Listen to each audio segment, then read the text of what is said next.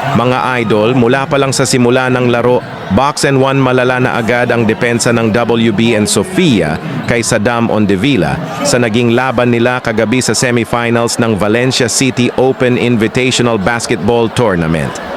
Akala mo isang magandang dilag na maraming manliligaw.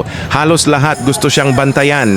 Nagpalitan sa depensa sina Homo, Timajo, Nobleza, Villarosa, Tolentino at Lucero.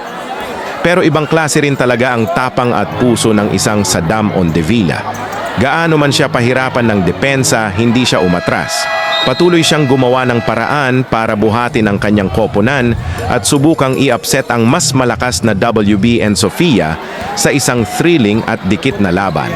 Halos lahat ng fans sa Valencia City Gymnasium napabilib mo Saddam Ondevilla. Panoorin natin mga idol ang nakakabilib na performance ni Saddam Ondevilla.